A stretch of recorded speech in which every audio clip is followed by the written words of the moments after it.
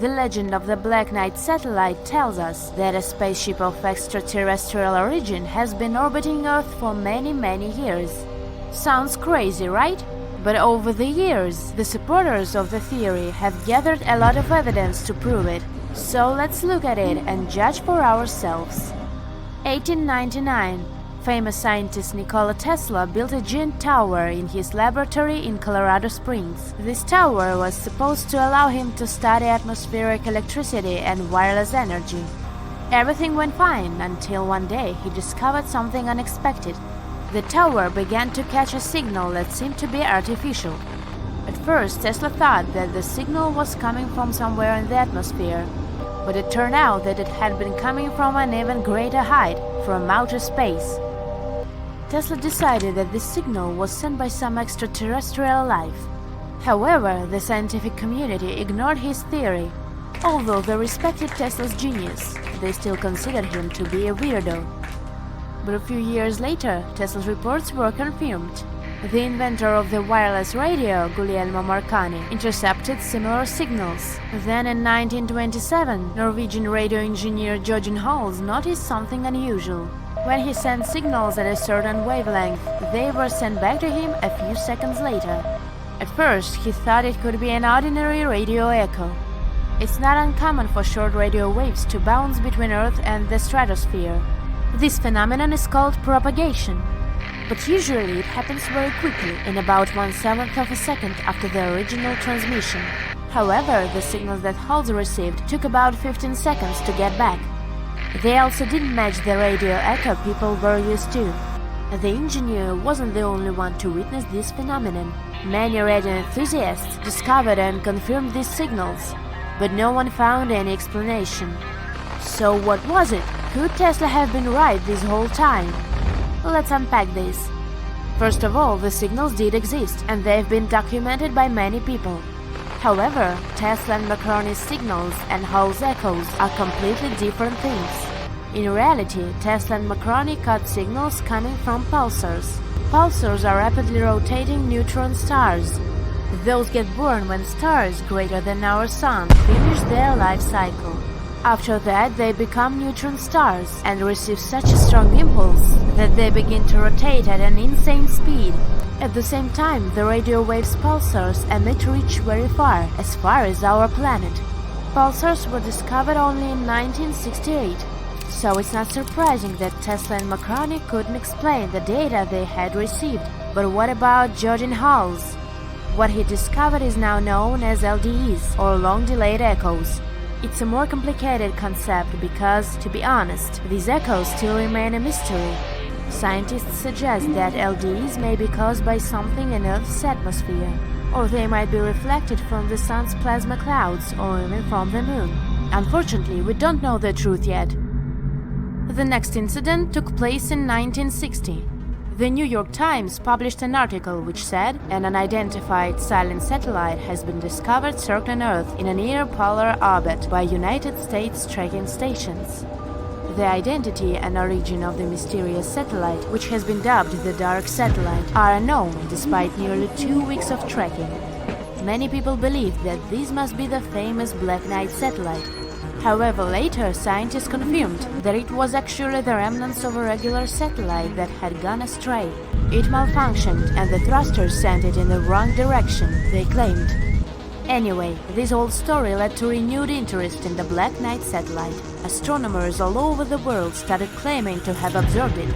Almost any strange celestial object could become the famous dark spaceship. But up to this point, all the photos and data about the Black Knight satellite have come from observatories on Earth. To prove or disprove its existence, people needed some witnesses in orbit. Gordon Cooper was a pilot and one of the first astronauts in human history. In 1963, he took part in the longest American space mission at that time, Mercury Atlas 9. During the flight, he discovered some strange green object, possibly of extraterrestrial origin, in front of his module. He then told his crew on Earth about that.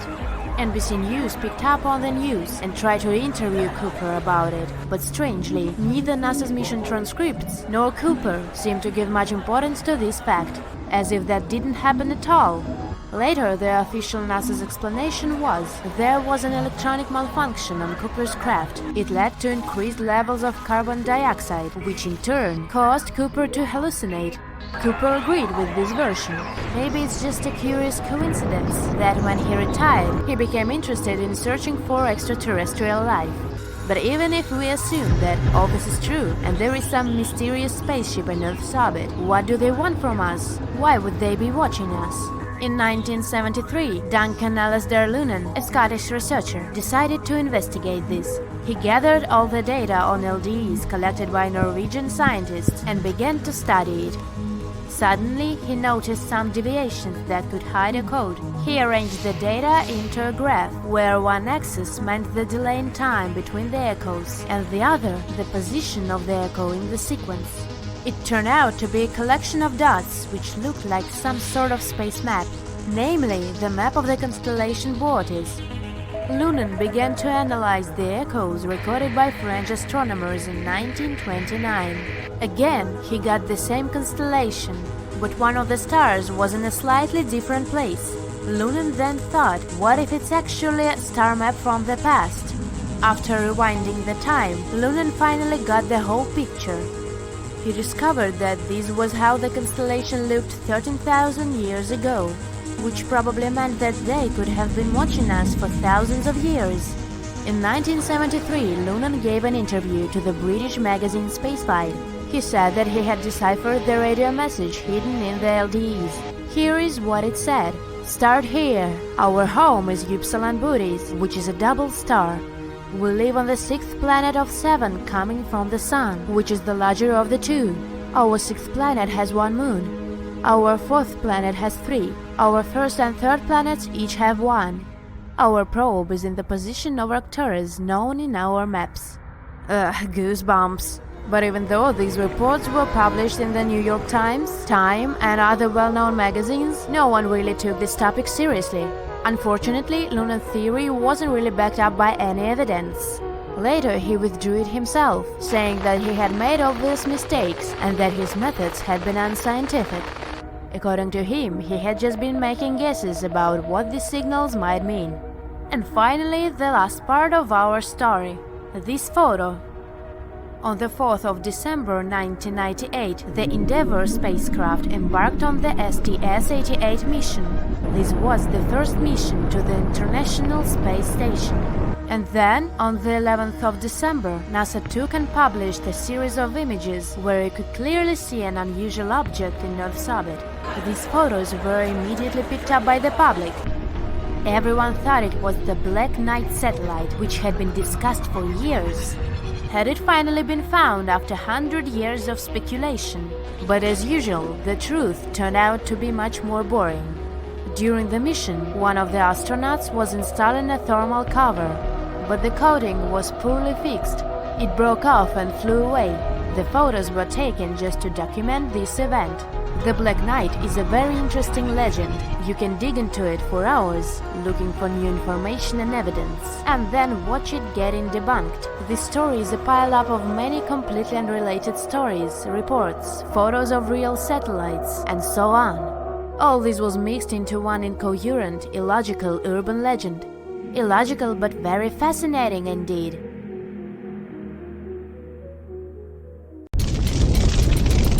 Whoa! A wall of fire spreads around the epicenter of the impact. It burns everything in its path. The waves raised by the explosion cover large cities, and earthquakes are so strong that giant skyscrapers fall like a house of cards. So, these are the possible consequences of the collision with the first interstellar object in history to visit our solar system. We discovered it in 2017, but we're still not sure what it is. An asteroid, a comet, or a spaceship of some outer space civilization. So far, scientists have named it Oumuamua. Sounds like a Hawaiian cow. Well, whatever it is, its speed is much faster than other asteroids, about 54 miles per second. At that speed, you could cross the US from coast to coast in less than 3 minutes. So this asteroid could travel from Earth to the Sun in about 2 months. By comparison, our rockets can travel up to 17,000 miles per hour. The same trip across the United States would take them about 9 minutes. So many scientists speculate that this is an artificial object created by a very advanced civilization. Okay.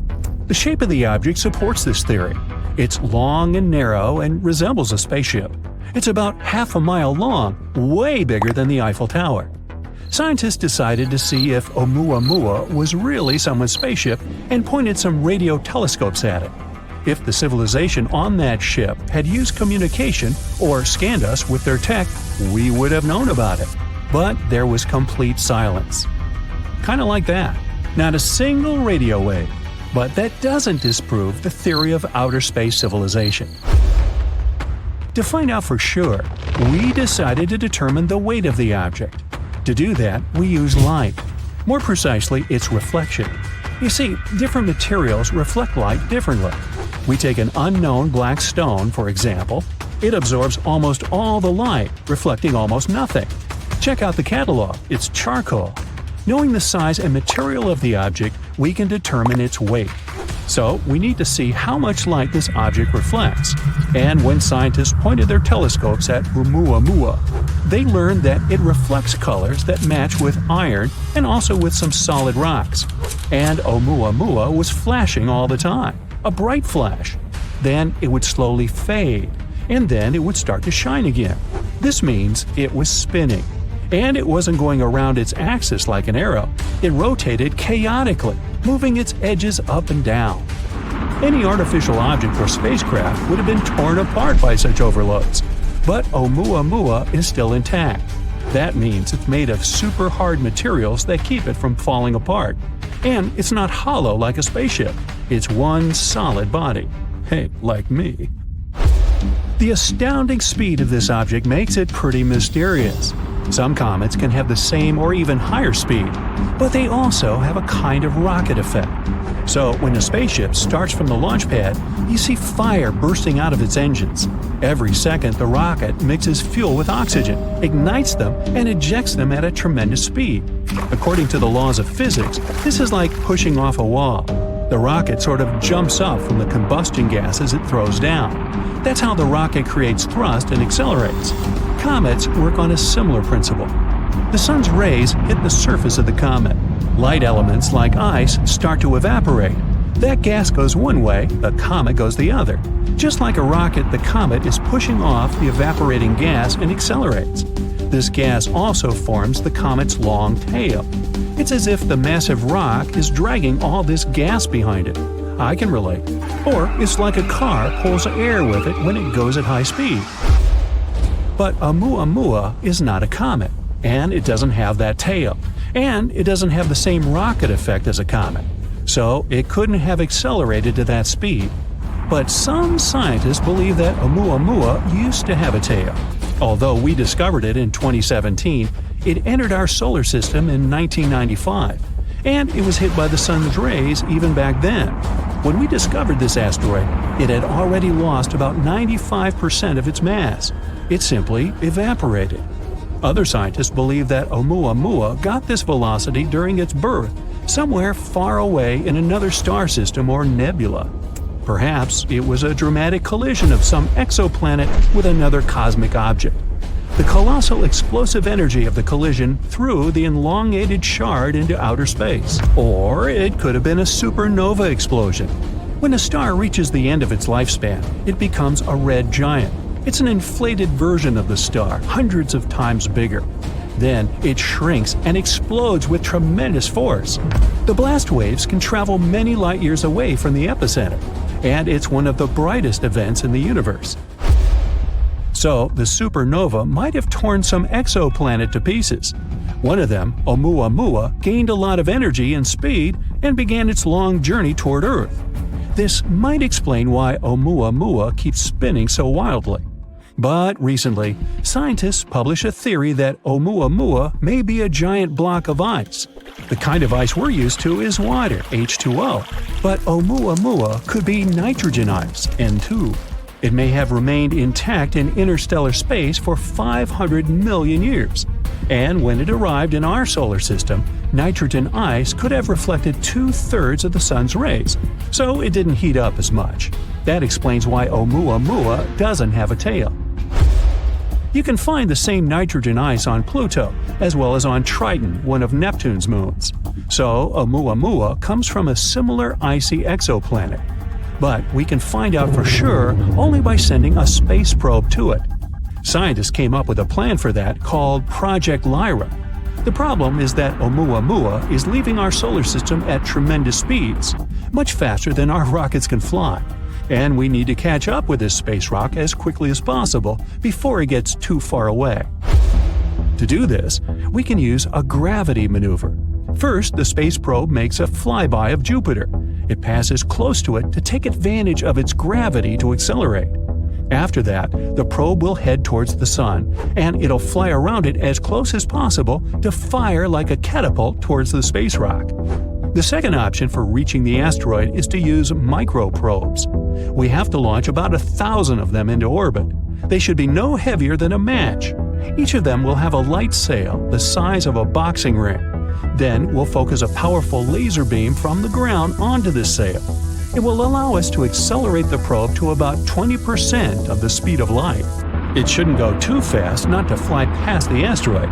It should be able to enter its orbit or land on it. But if we're too slow, Oumuamua will leave our solar system before we can catch up with it.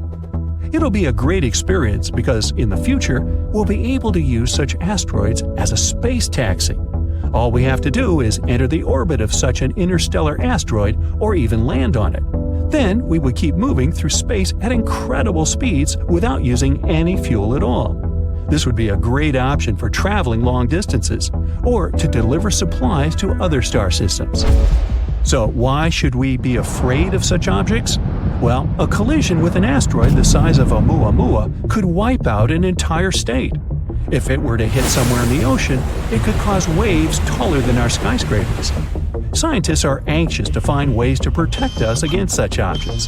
One of them is ramming. If we spot a potentially hazardous object, we could send a spaceship towards it, pedal to the metal. The spacecraft will have to ram the asteroid at an angle that will move its trajectory just a little bit. Moving it too much on a cosmic scale would only dramatically change the asteroid's final destination, and we only need to get the asteroid past our planet. We can also create a controlled explosion on the asteroid. It's based on the same principle. The force of the explosion would have to shift the trajectory of the asteroid slightly, or smash a giant rock into smaller pieces. Asteroids up to 80 feet wide would burn up completely in our atmosphere due to friction against the air. Rocks between 80 feet and half a mile in size may not burn up completely and cause local damage. Anything larger is considered very hazardous. You think? The traditional method of science fiction is to put rocket engines on the asteroid. Then we can not only change the trajectory of the space rock, but also control it. And we can use it against other asteroids. It would be something like space billiards. Now, let's pretend that humanity faces a huge threat from outer space. So we'll imagine that a giant planet-eating octopus comes to our solar system to eat Venus, Mars, Earth, Jupiter, and other planets, except Saturn. Therefore, people decide to move to the big planet with giant rings. Fortunately, they already have cool technologies that allow them to make such trips. So we get into giant ships, take off, and fly to Saturn. Life on the planet itself is impossible because it has no solid ground. The ship won't be able to land there. This is a giant gas ball that is 9 times wider than Earth. To compare their sizes, look at a 5-cent coin and a baseball. And the planet's atmosphere consists mainly of hydrogen and helium. So if the ship starts to land, it'll never reach solid ground. And the lower it goes, the higher the pressure it will experience. Eventually, the ship will just be crushed. Therefore, we have only one choice: the rings of Saturn. They're made up of giant, medium-sized, and tiny particles of ice and rock flying around the gas giant at tremendous speed. They were formed from comets flying by. Saturn's gravity knocked these celestial bodies off their course and crushed them with its pressure. Fragments of these comets began to accumulate around Saturn, forming rings. Now, some of these particles fly faster, some are slower. The closest to the planet is the D ring. It's followed by rings C and B. Then there's a large gap called Cassini division. Rings A, F, G, and E come after. This classification is very convenient for creating a ring map, so people approach the rings but don't dare to land on them. First, they send test capsules with robots to scout the area. The robots choose a suitable location on the E ring. In fact, the distance between the rocks is quite large, and the ship can easily fly there. There are tiny particles, huge rocks the size of houses, and comets the size of a whole mountain.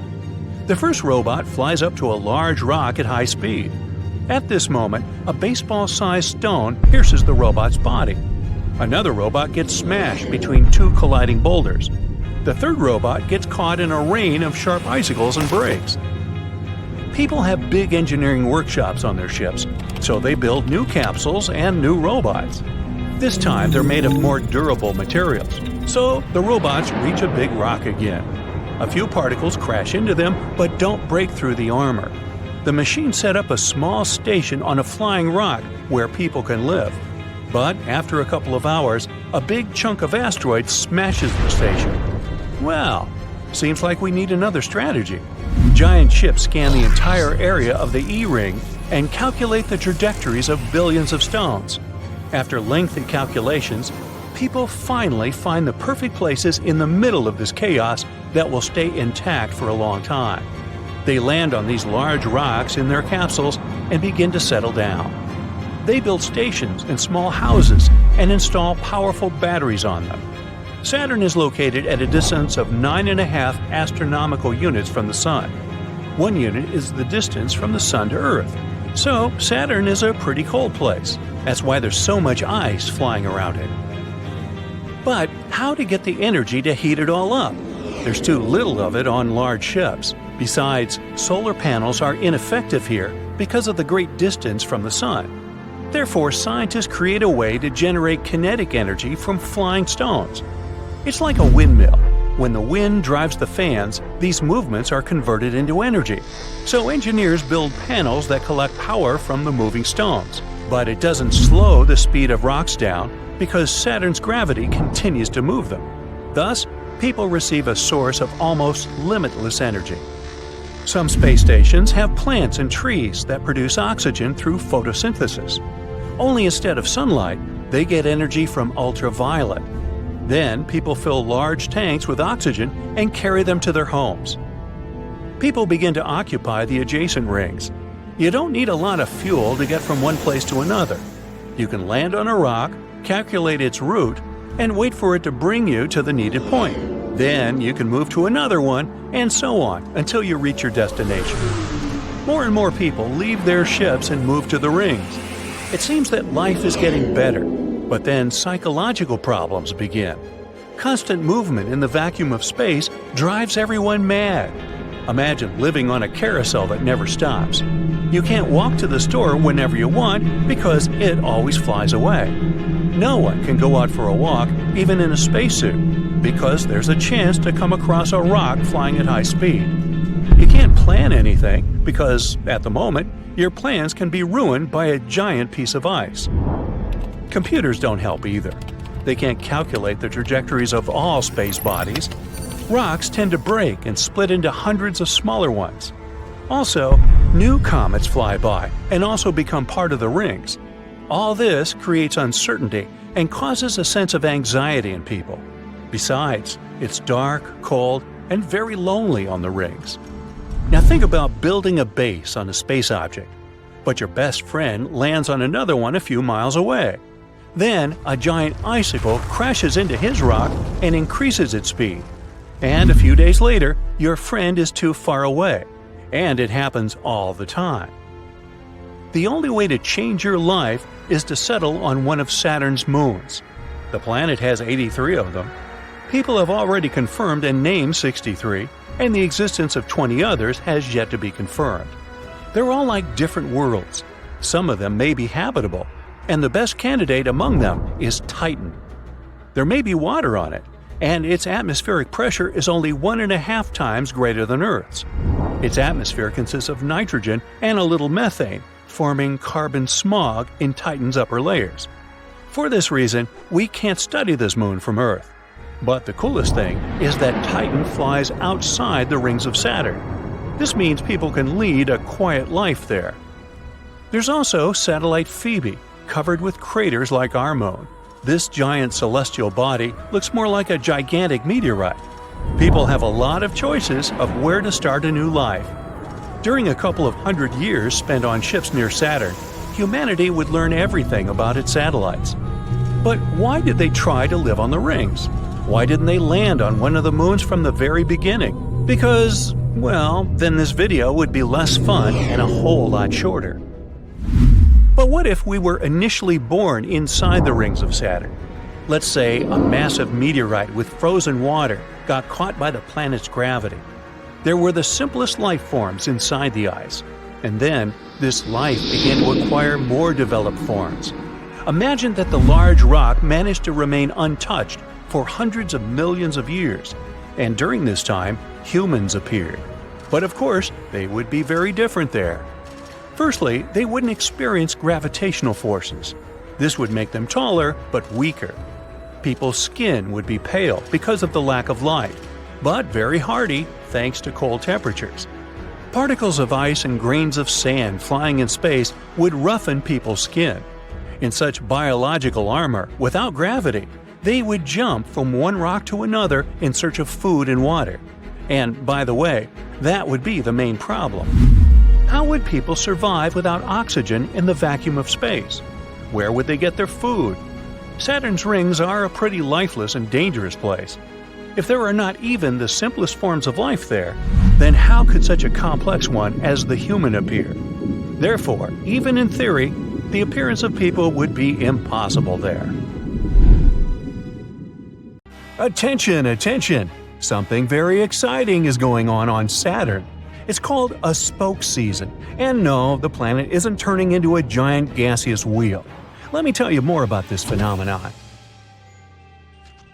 Each year, NASA's Hubble Space Telescope devotes some of its time to observing Saturn, a gas giant, like me, the second largest planet in the solar system. And this space body always has something new to surprise us with. For example, look at one of the latest images of the gas giant. See those smudgy spokes? They mean that Saturn's spoke season is starting. Like our planet, Saturn is tilted on its axis. That's why it has 4 seasons. But since the orbit of the gas giant is much larger, each of these seasons lasts about 7 Earth years. Keep this in mind, it's important. Now, the next thing we need to talk about to understand the concept of the unique spoke season on Saturn is the equinox. On Earth, it's the moment when the sun is exactly above the equator of the planet, and day and night are of the same length. But on Saturn, it's something a bit different. An equinox occurs when Saturn's rings are tilted edge-on to the sun. And even though equinoxes on Saturn happen every spring and fall, just like on our planet, they actually occur very seldom, roughly once in 15 Earth years. That's why astronomers are so excited about this event. Now look, there are 2 smudgy spokes in this ring. It's called Ring B on the left of the picture. They resemble the spokes on a bicycle. The shading and shape of spokes vary. They may seem dark or light, it depends on the angle and illumination. Sometimes they might look like blobs instead of something with a classical radial spoke shape. They also don't last long, but more and more will start to appear the closer we're to May 6, 2025. That's when the autumnal equinox on Saturn will occur. But what causes the spokes? Astronomers think it might be the gas giant's magnetic field. When a planetary magnetic field interacts with the solar wind, it creates an electrically charged environment. On Earth, this results in northern lights, also called aurora borealis. And if we speak about Saturn, the tiniest icy ring particles might get charged too. And it probably temporarily levitates these particles above the larger boulders the rings consist of. For the first time, the spokes in Saturn's rings were spotted by NASA's Voyager mission. It happened in the early 1980s. At the time, we didn't know that these spokes were a seasonal phenomenon. Voyager 2 just passed by the planet and then sped on. To figure out what these spokes were and how they functioned, astronomers needed a space telescope that could observe Saturn's rings from afar, like Hubble. The latest equinox on Saturn occurred in 2009. At that time, NASA's Cassini space probe was traveling around the gas giant. It sent many amazing images back to Earth. They quickly proved that the spokes weren't caused by gravitational interactions with Saturn or the influence of the gas giant's moons or small moonlets, which make up the planet's rings. It was the year 2005 when Cassini confirmed that the spokes were related to Saturn's magnetic field. That mission was finished in 2017. Now Hubble keeps its long-term monitoring of the changes on and around Saturn. Despite all the observations, astronomers still can't predict the beginning and duration of the spoke season. Luckily, Saturn's prominent rings are a perfect laboratory for studying this phenomenon. Because even though other gas giants in the solar system also have rings, those are not so visible, and scientists don't know whether spokes occur on those planets. But these spokes aren't the only exciting space phenomenon. Our solar system is a fascinating place. That's why. If you were standing at the Martian equator barefoot, your feet wouldn't get cold. The temperature there would feel like on a sunny spring day on Earth. But you'd have to wear a hat. At the height of your head, it would be freezing cold. Now Venus spins backward compared to most other planets in the solar system and the Sun itself. One of the explanations astronomers have come up with is a collision with some solid object, for example an asteroid, that happened in the past. Jupiter's moon Io has hundreds of volcanoes, which makes the satellite the most volcanically active object in the solar system. The moon also has a weird yellowish surface. It looks blotted and resembles a pepperoni pizza. Yum. Europa, one of Jupiter's 4 biggest moons, is covered in ice. This ice shell can be 10 to 15 miles thick. It also has some smooth patches, so if you're into ice skating, you would like it there. If you lump together all the known asteroids in the solar system, their total weight would still be smaller than 10% of the mass of our moon. Scientists believe that Mercury might still have a partially molten core. It could explain why Mercury has a magnetic field, even if it's just 1% as strong as Earth's. Mercury's core takes up around 42% of the planet's volume. Mercury also has wrinkles. When its iron core was cooling, the planet's crust contracted. It made the surface of the planet uneven. These wrinkles are called lobate scarps. The biggest of these scarps can be hundreds of miles long and up to a mile high. Uranus is the only planet in the solar system to rotate on its side. The reason might be an ancient mega-powerful collision with an Earth-sized object, but so far it's just a theory. Mars might get a set of rings of its own in the next 70 million years. Its largest moon, called Phobos, is orbiting closer and closer to the planet. One day, it's likely to get broken apart by the gravitational pull of the red planet and turn into a ring that can last for millions of years. I won't be around then, so I'll just take their word for it. Scientists think that the moon's surface has more craters than Earth's because it doesn't have so much natural activity going on. Winds, rains, earthquakes, and erosion keep altering the surface of our planet, but the moon has almost no weather to change its appearance. Saturn is the most flattened planet in the solar system. It's squished at the poles, and any point on the equator is about 4,000 miles farther from the center of the planet than the poles. The Hubble Space Telescope weighs almost as much as 2 male African elephants and is as long as a big school bus. Yeah, that's a launch I'd love to see. 2 elephants in a school bus. It's made almost 1.5 million observations since it was launched in 1990. Astronomers have used this data to write about 15,000 scientific papers. Everything on Earth and everything people can see in space with the help of telescopes is normal matter. It's made up of atoms and molecules and adds up to less than 5% of the universe. Almost 68% of the universe is dark energy, and the remaining 27% is dark matter. Does that really matter? As a matter of fact, it does. Saturn has a mysterious vortex swirling over the planet's south pole. The whole thing resembles an enormous hurricane-like storm, measuring almost 5,000 miles across. That's 2/3 the diameter of Earth.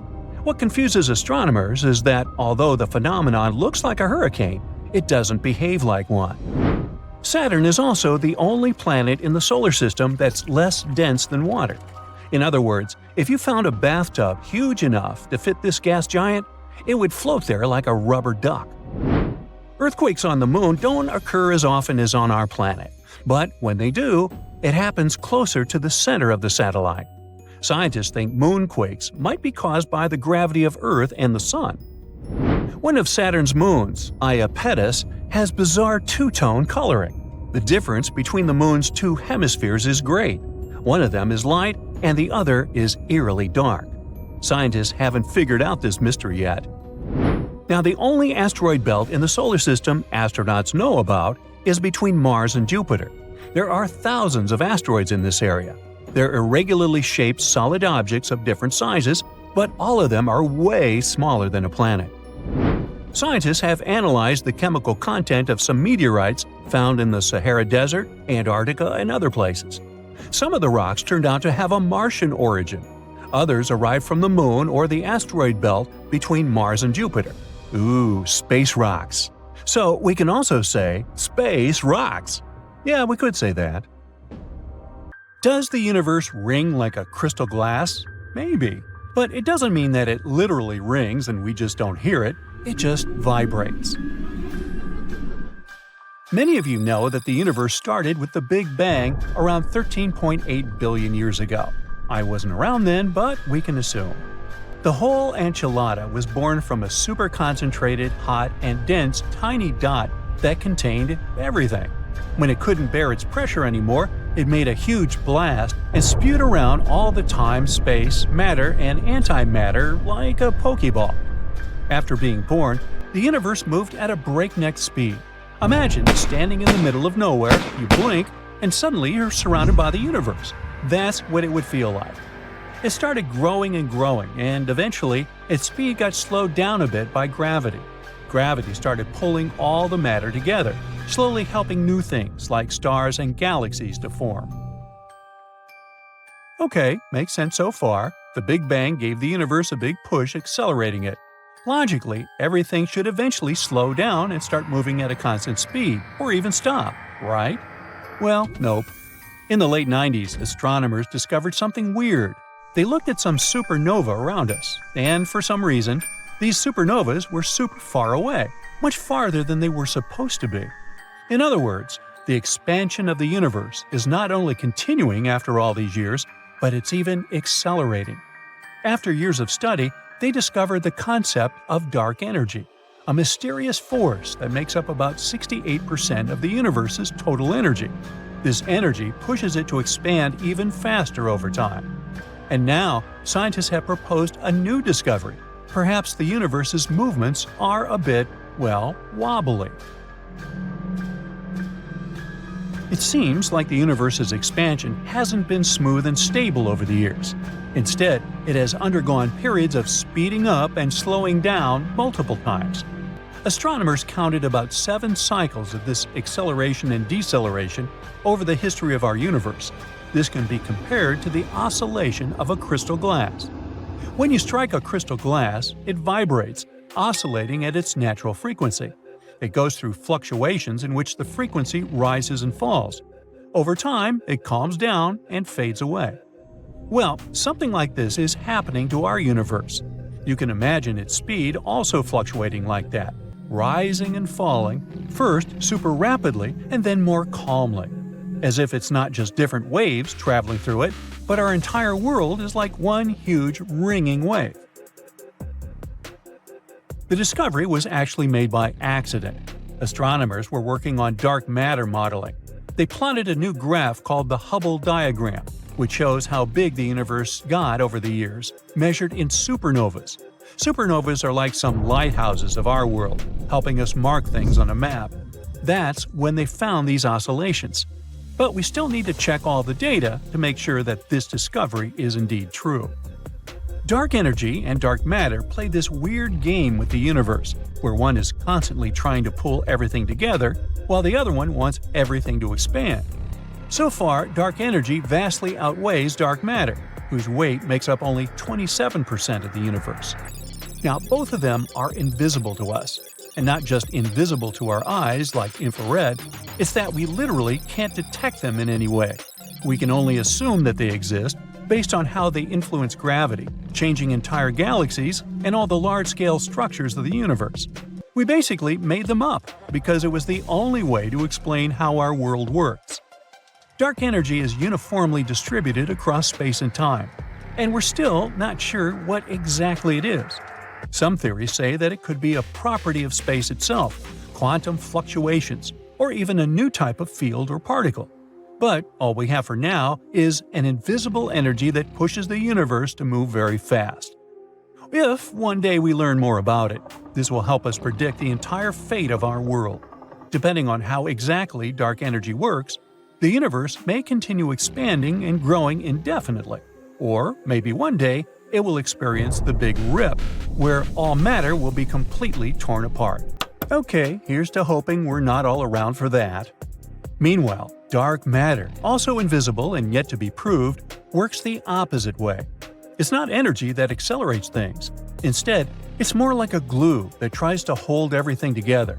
It's a type of matter we can't detect because it doesn't emit, absorb, or reflect light. We don't even know what particles make up this thing. We still can't catch them. At first, we thought it might be made up of regular heavy particles, like the one that makes up our world. But after years of research, they haven't found even a single one. So now they think maybe it's actually made up of ultralight particles, millions of times lighter than anything we know, and because of that, we can't even notice them properly. So now, astronomers try to detect not the particles themselves, but waves that they could leave as they move through space.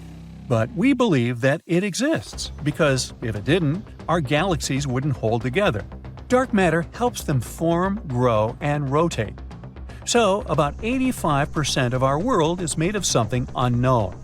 All of this is incredibly mysterious and needs a lot of research. But that's what we know now. Maybe in the future, we'll discover something that will completely change our perception of the universe. That's what happened to Albert Einstein. In the early 20th century, most scientists, including Einstein, believed that the universe doesn't actually move. They thought it was static, neither expanding nor contracting. That's because, to us, it feels like it doesn't really move. Back then, scientists didn't have powerful computers or telescopes that could detect all the little changes in the positions of stars and supernovas. When Einstein developed his famous general theory of relativity in 1915, his equations actually suggested that the universe should either be expanding or contracting. This didn't really make sense to him. To fix this calculation flaw, he decided to introduce a new term, the cosmological constant. It was like a repulsive force that counteracted the attractive force of gravity. Essentially, it meant that while gravity tries to push everything together, some force or energy helps to balance this out by pushing everything apart. Sounds familiar? Then, in the 1920s, astronomers Edwin Hubble and Georges Lemaitre found out that the universe isn't static, it actually expands. They noticed a slight reddish tint from the distant galaxies, and this tiny hint meant that other galaxies were moving away from us. After that, Einstein scratched out the cosmological constant. Interesting how he was later ashamed of this assumption, calling it his greatest blunder. He didn't even know that he was 100 years ahead of his time, accidentally discovering dark energy. Now the cosmological constant is back again, just in a new form. Something similar happened with dark matter. Scientists have already started noticing that something doesn't add up back in the early 20th century.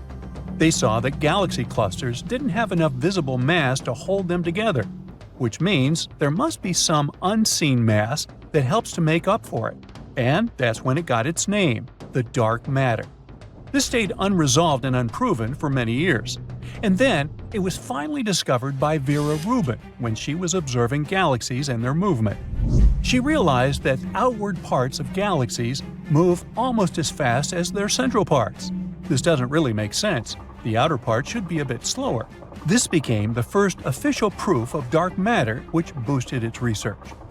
There are still many things left to be discovered, but maybe one day we'll understand what is this invisible part of our universe that makes it ring. Is there a giant mega-sun in the center of our Milky Way?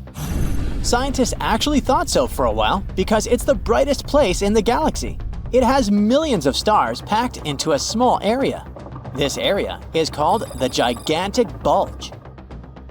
The gigantic bulge has millions more stars per light year than any other part of the galaxy. It can be 10 million times denser than our part of the neighborhood. In some cases, stars in this region are only 5 light days apart. That's like if there was another star in our solar system a bit further away than Pluto on a space scale. But why is this place so dense? When galaxies form, a lot of gas and dust come together under the force of gravity.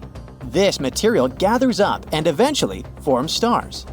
Gravity and angular momentum balance out, and it starts looking like a flat disk with a pretty bright, bulging, dense core. The stars live their comfy lives, and once they get to the finishing line, they collapse under their own huge weight. Then, the black hole forms. Black holes love to eat everything around them, and the more they eat, the bigger they get. And what place is more perfect for a fine dinner than the galaxy center, where all the space stuff is packed together? So it starts eating surrounding gas and dust, forming an accretion disk. As this material spirals into the black hole, it heats up and emits a lot of energy, which makes the center of the galaxy even brighter. That's why you can find both supermassive black holes and galactic bulges in the centers of all galaxies. The galactic bulge at the center of the Milky Way looks a bit like an ellipse. That's a classical bulge. Stars aren't like our sun. They move randomly in all possible directions and planes. Plus, they all move at different speeds. So gravity is going crazy there, and this makes the bulge look more like a sphere, or an ellipse. Since they were the first ones to form, they have some of the most ancient stars in our galaxy. But there are also some places of star formations and lots of younger, massive stars that are less than 100 million years old. As we move farther away from the center, things get a bit calmer. Stars start rotating uniformly and become stable. Right now, Earth is in one of the Milky Way's spiral arms called the Orion Arm, pretty far away from the galactic bulge. In our part of the neighborhood, stars are usually about 4 or 5 light years apart. This means that most of a galaxy is actually just black, empty space. Our black hole is called Sagittarius A star.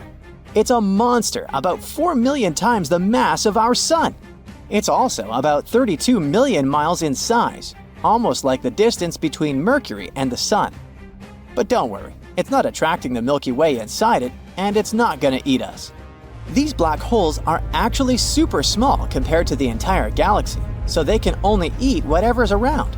Right now, many stars orbit Sagittarius A star, and even though it emits a huge amount of energy, we can't see its light from Earth without a lot of scientific effort. But why don't we see the center itself? The galactic bulge is so bright that even though it's 26,000 light years away, we should see it shining brightly in our sky. Yet, we don't. Turns out it's all because of space dust. There's a lot of dust between us and the core, and it absorbs most of the visible light. We can only look at the galactic core using other types of light, like near-infrared, gamma ray, and so on. NASA has images of the core in different types of light, and it shows how scarily bright the center is without the dust blocking our view. But not all bright regions are blocked by gas and dust. For example, when we look at dense clusters like the Messier 13, the stars are so close together that they look just like a white spot. Most of our telescopes can't separate them from each other. The satellite galaxy M32, our neighbor near the Andromeda galaxy, has about 84 stars per light year. It's so dense that stars can't be resolved even by the Hubble Space Telescope. To get the idea, our solar system is 2 light years long. We'd see about 168 stars outside our window if we were there. Our closest star is Alpha Centauri. It's about 4 light years away from the Sun. If it was just a couple of light days away, it would shine much brighter than the full moon.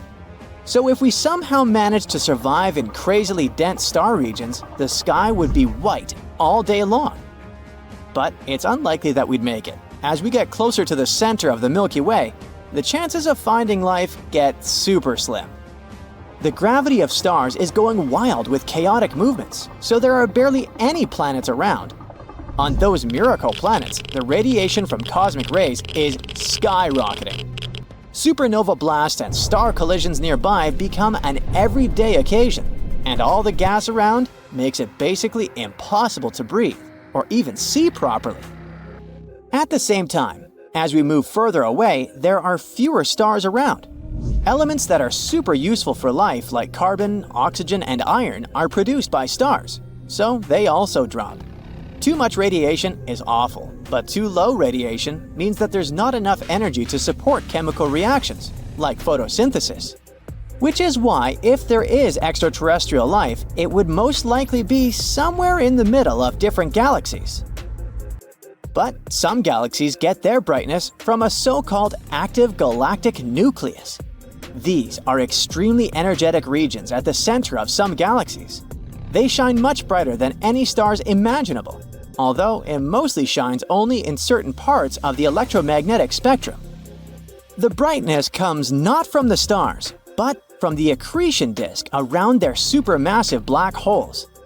As the material slowly falls into a black hole, it gathers around it and creates this flat, spinning disk of gas, dust, and other stuff.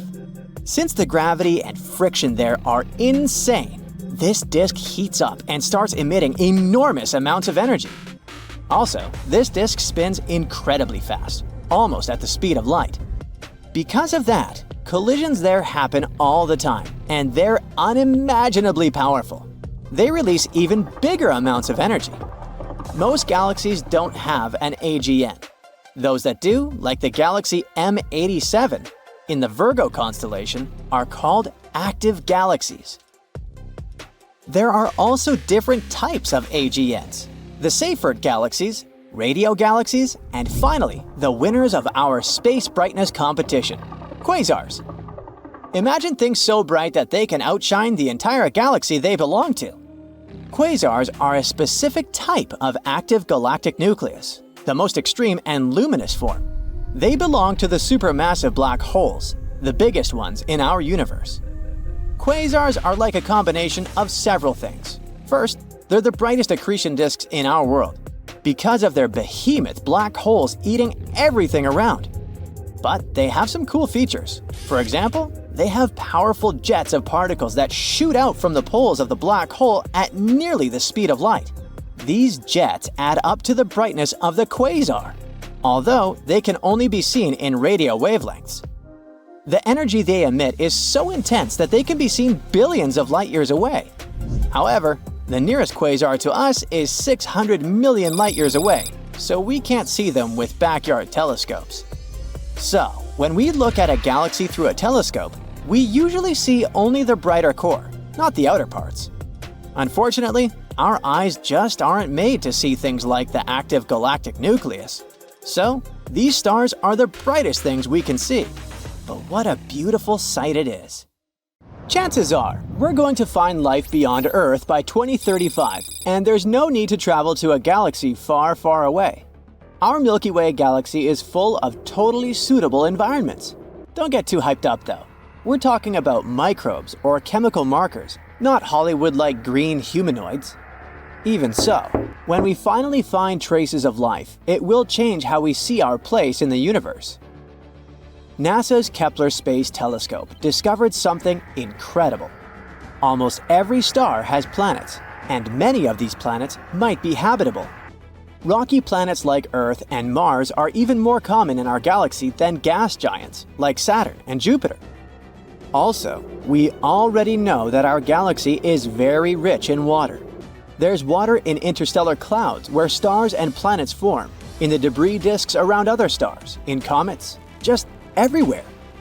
What's really hard though is finding life itself. Ideally, to finally find it, we need to land on every single planet out there and literally check under each rock. But thanks to the newest research, we can at least narrow down the search to potentially habitable worlds. The James Webb Space Telescope, a super powerful telescope that was launched into space in 2021, is onto this. It checks the atmospheres of nearby super-Earths, rocky planets that are a bit bigger than Earth. It searches for life-related gases, chemicals that can only be produced by living things. And they already found some clues. For example, they detected signs of such a chemical on a planet called K2-18b. This planet is 120 light-years away, which is pretty close on a space scale. This planet is in the Goldilocks zone, which means a zone around the star where the temperatures are just right for liquid water to exist. It orbits a red dwarf star, the smallest type of star there is. Such stars are a bit fainter than our Sun. It will take about a year to check if these hints of life are real. If so, it would mean that life is much more common than we previously thought. But even if it's not, there are 10 more Goldilocks planets on their list to study. The James Webb Space Telescope is a very cool tool, but it has limits. It can't detect small Earth-like planets due to their size. To fix this, NASA plans to launch another tool, the Wide Field Infrared Survey Telescope.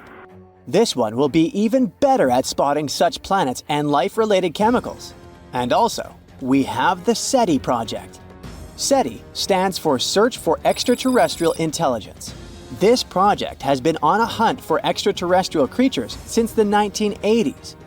They also believe that we'll find signs of life within the next 10 years. Not so long ago, they started a super big and cool project. It's called COSMIC, and it uses an array of radio telescopes in New Mexico. You might have seen those in the movie Contact. COSMIC allows scientists to listen to hundreds of thousands and potentially millions of star systems at the same time. If there are any interesting signals, scientists can check them right away, instead of waiting for weeks or even months. The signals themselves are often very sudden and short, but COSMIC can detect even the shortest ones that last nanoseconds. COSMIC can also help with other research, like studying mysterious and unexplained fast radio bursts, or even dark matter. This is the biggest and most powerful tool for searching for extraterrestrial life we've ever created. But it's not enough to just listen. Why don't we reach out ourselves? NASA has sent some signals into deep space. In 2002, their Deep Space Network sent a signal to the Pioneer 10 satellite. But there was an obstacle in the path. A white dwarf star, 27 light-years away from Earth. If there's a planet around this star, perhaps the signal reached them too. If there are any intelligent species there, we could receive a reply by 2029.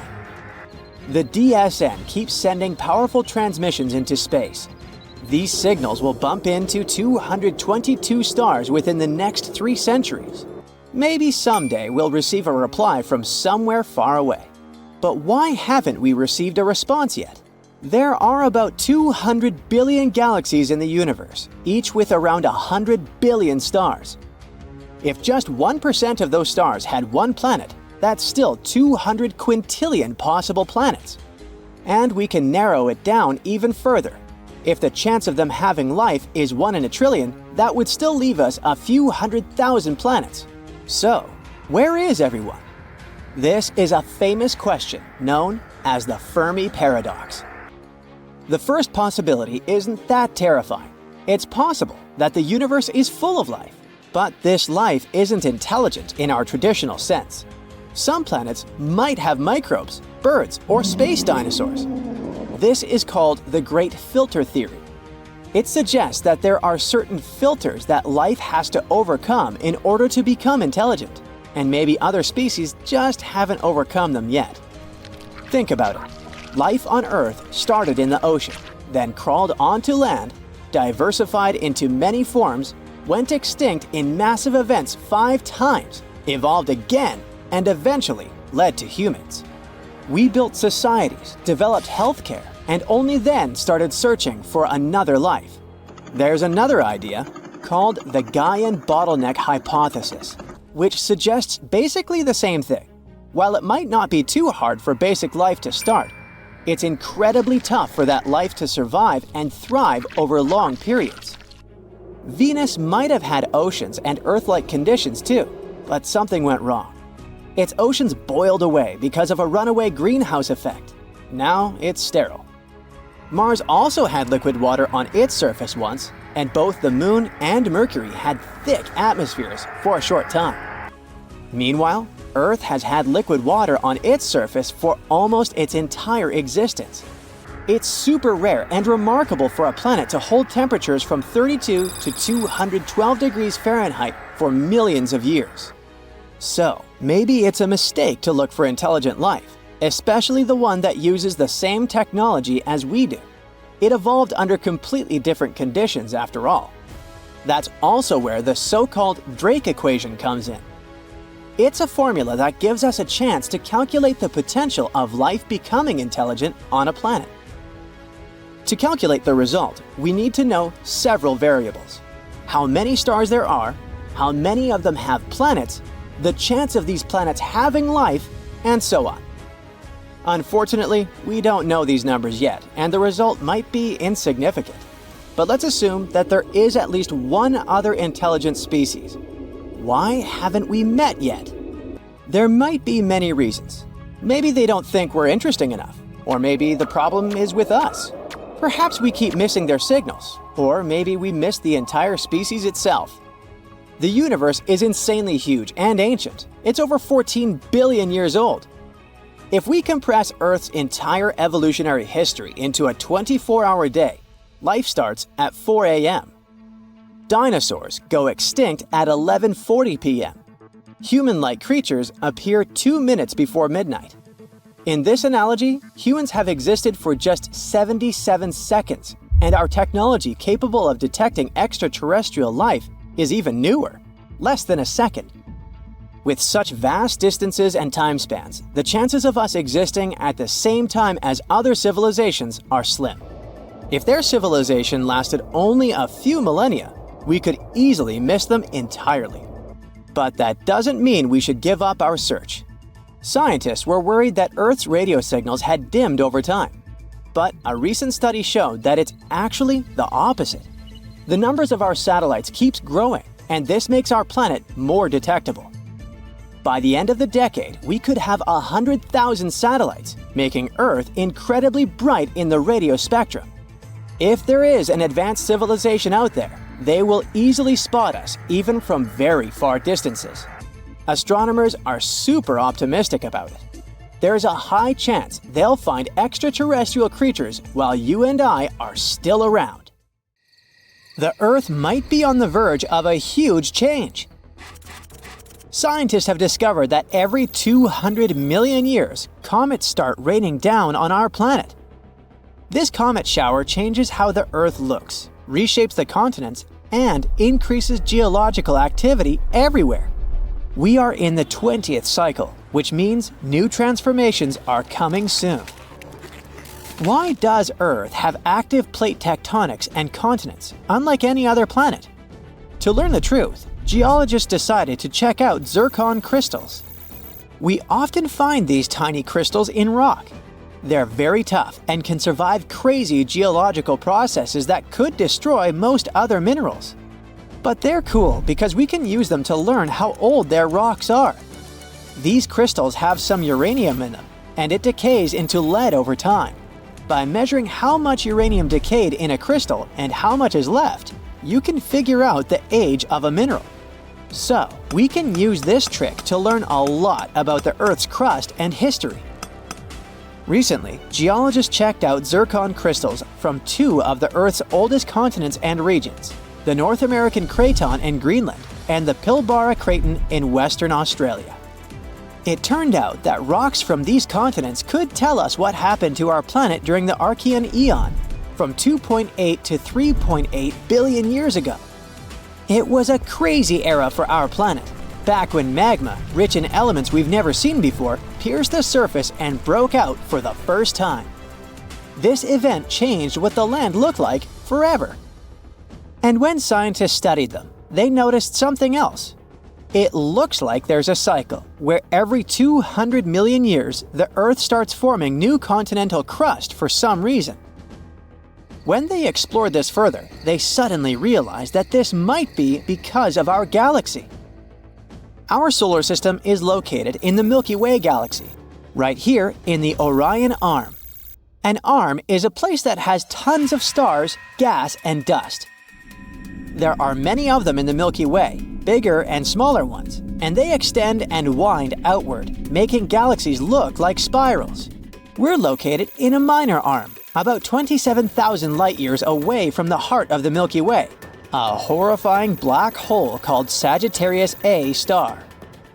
But our solar system doesn't just stay in one place. It moves at a breakneck speed of 150 miles per second. That's like crossing the Earth 22 times in an hour. Just like planets move around the sun, the solar system rotates around the center of our galaxy. This orbital period is called one galactic year. Objects that are closer to Sagittarius A star move faster. You know, your typical inner lane advantage.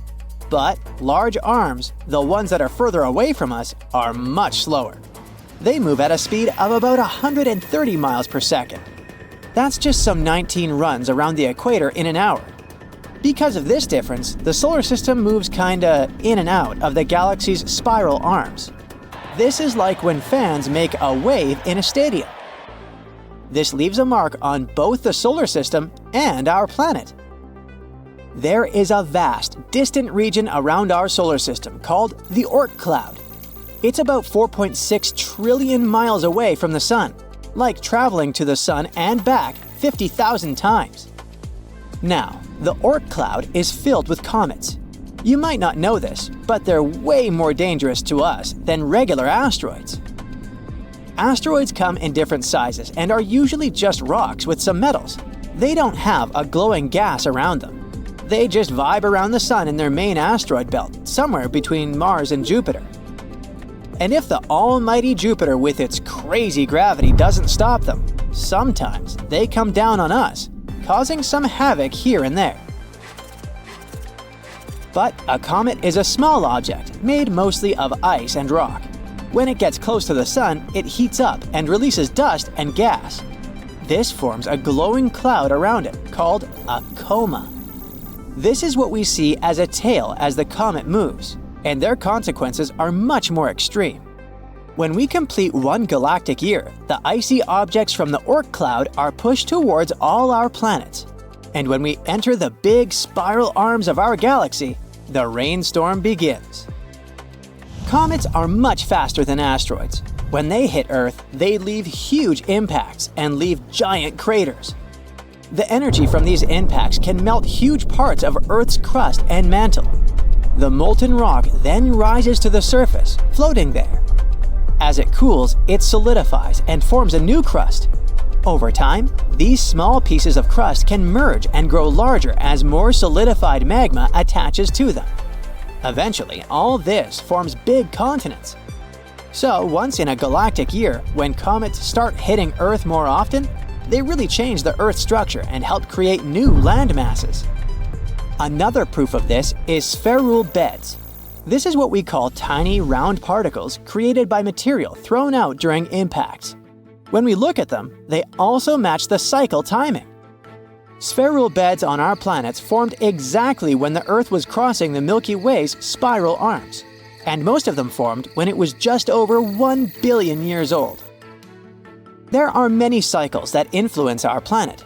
For example, the Milankovitch cycles, the ones that tell us how the Earth's orbit and tilt change over time.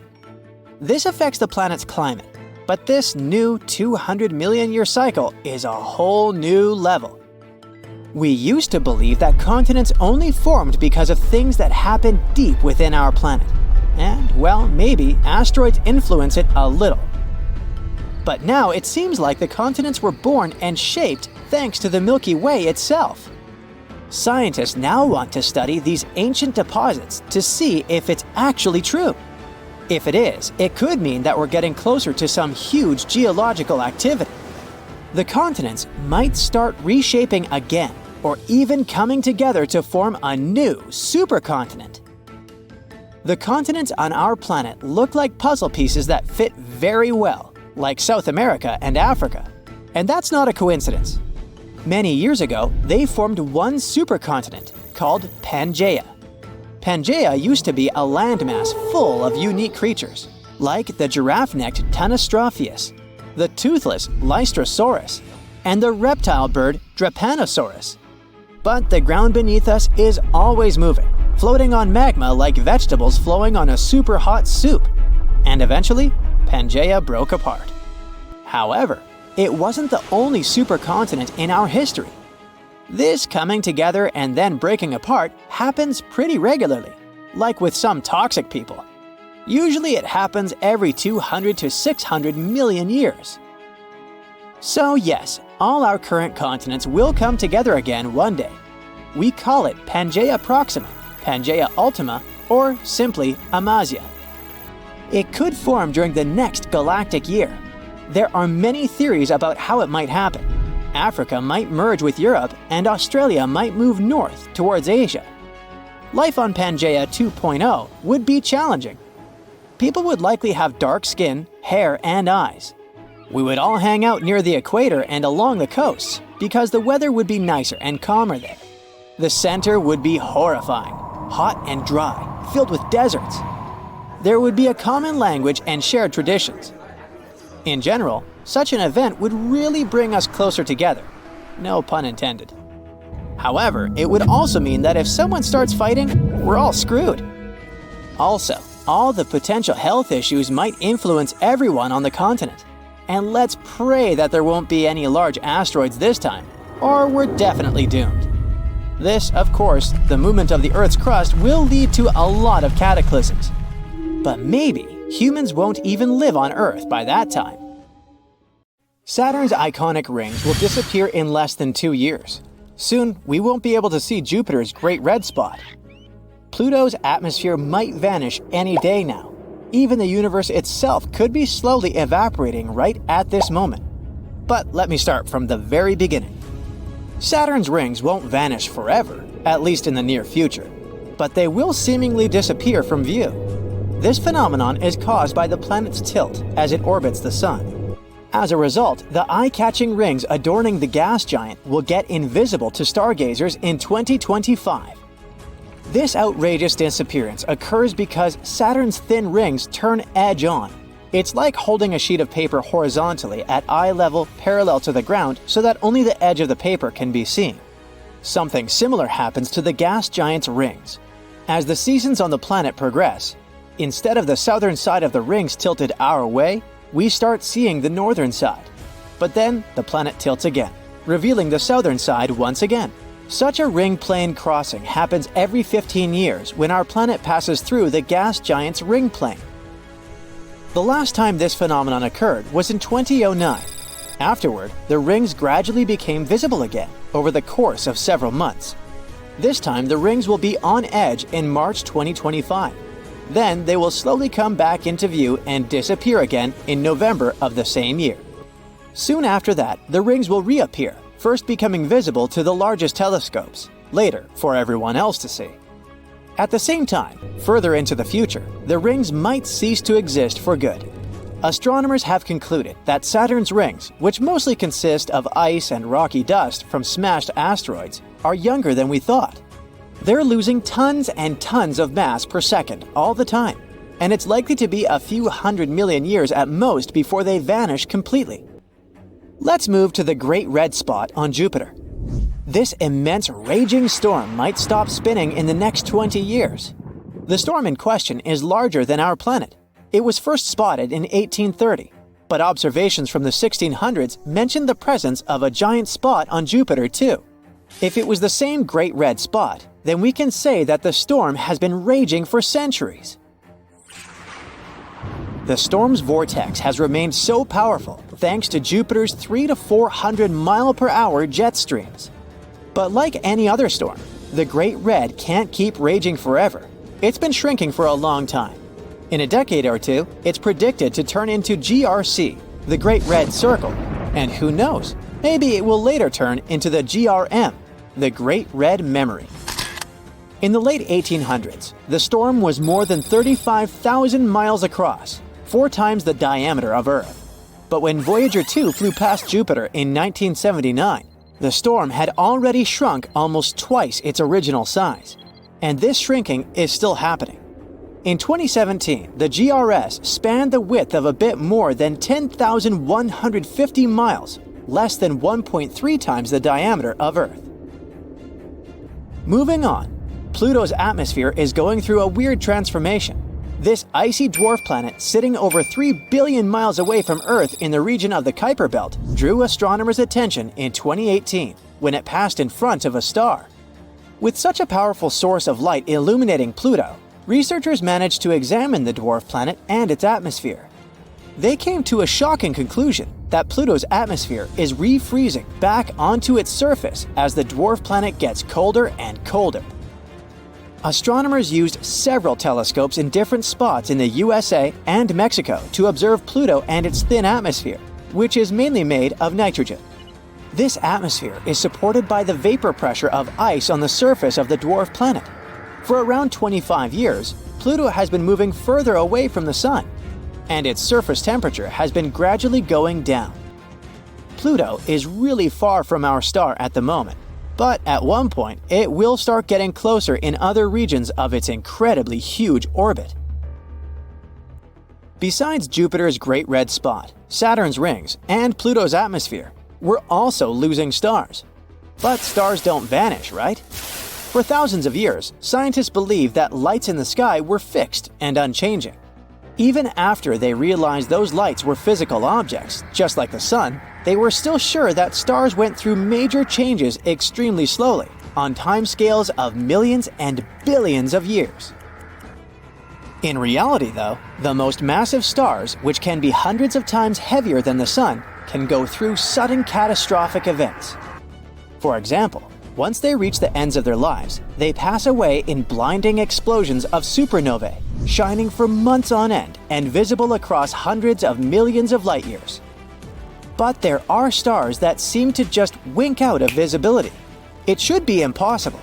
And over the past years, a group of researchers tried to figure out whether there's actually a chance of such a phenomenon happening. They started to compare data collected over decades of observations. The project is called VASCO, the Vanishing and Appearing Sources During a Century of Observations. The scientists are interested in all kinds of disappearing objects, but they're hoping to find a star that was steady and present for a long time, and then just vanished without a trace.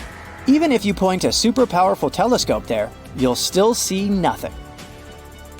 Our current understanding of space and its laws suggest that stars change very slowly over long periods of time. Dramatic disappearances are supposed to leave noticeable traces behind.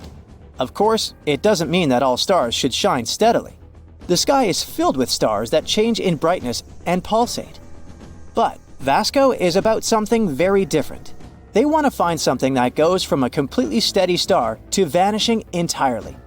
Such a phenomenon hasn't been documented yet, and such a discovery might lead to new physics. And now, let's move on to the most disturbing part, the one about the evaporating universe.